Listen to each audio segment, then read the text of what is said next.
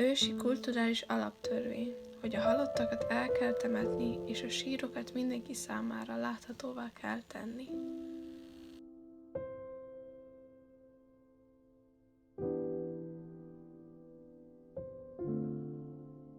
Az első itt eltemetett ember nevét nem is tudjuk. Dolga vitte Karcagra, ahol meghalt. Bejegyezve is így lett, idegen Tasról.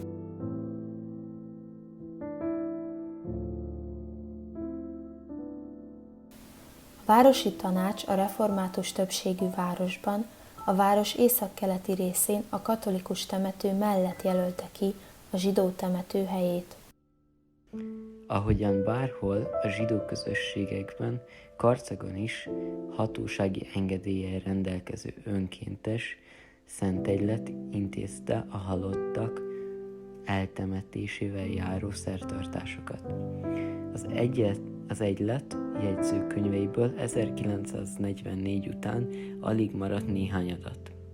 Ezekből azonban tudható, hogy 1929-ben 439 névvel ellátott sír volt a temetőben. Az is ismert, hogy a kaczorgi egylet 1848-ban jött létre. A nagykunsági város csak az 1848-as forradalom után nyitotta meg a kapuit a zsidó családok beköltözése előtt.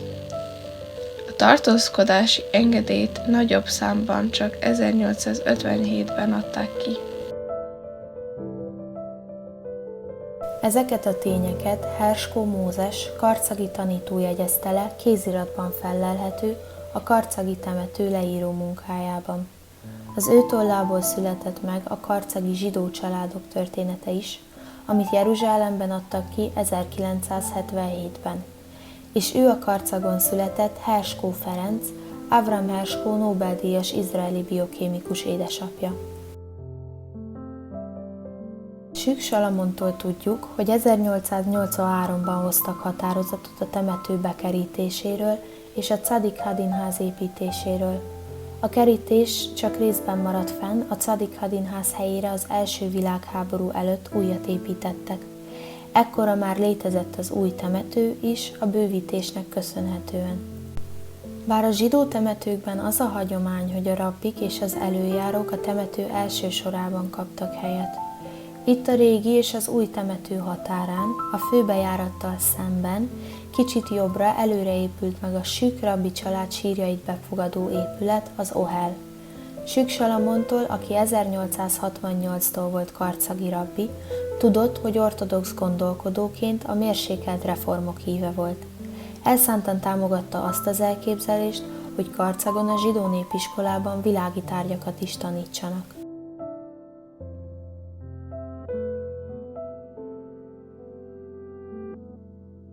Sük Salamon fia Mór 1917 és 1940 között volt a karcagiak rabbija. Ő volt az első, aki már tökéletesen beszélte a magyar nyelvet. A sírkövek állandó eleme az itt van eltemetve, itt van elrejtve a felirat. Jól kivehető a sírköveken. A szín-magyar környezetben a betelepülő zsidó lakosok is magyar nyelvűekké váltak. 1888-tól már az egyleti jegyzőkönyvet is magyarul vezették. A sírok feliratain nem találni német szöveget. Héber-magyar vagy csak magyar feliratokat lehet olvasni.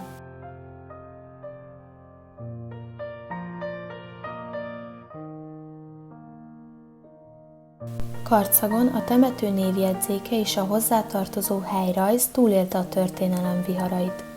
Így az oda temetettek sírjai ma is megtalálhatók, még akkor is, a régebbi sírköveken már nem mindig olvasható el a felirat.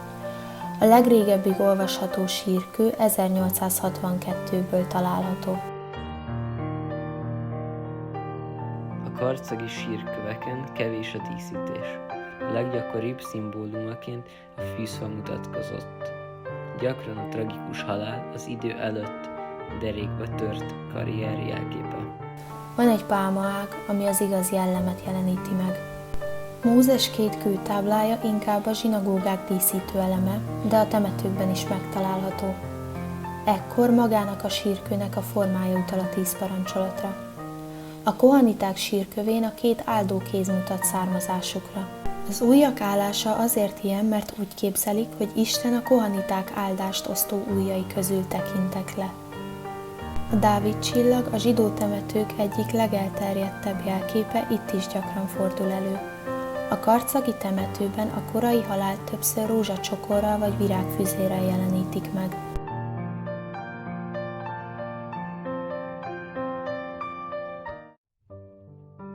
Az erős magyarosodás, az együttélés, a közös múlt emléke, a két első világháborús sírkő is.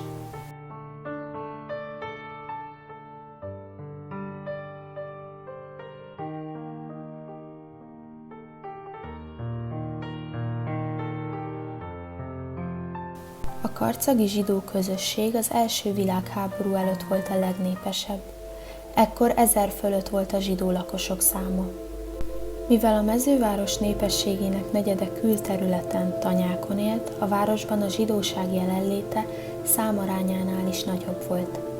A város polgárosodása a két világháború között megtorpant, így a vészkorszakra az itt élő közösség létszáma is lecsökkent 778 főre.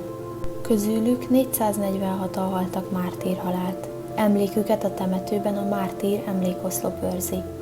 Ennek felirata a Zsoltárok könyve 83. fejezetéből való.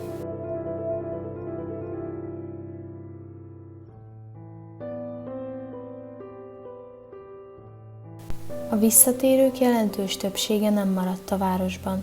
Bár temetkeztek a háború után is a temetőbe, a megfogyatkozott közösség tagjai nem tudták gondozni a sírokat. Azokat ellepte a folyondár és a gaz.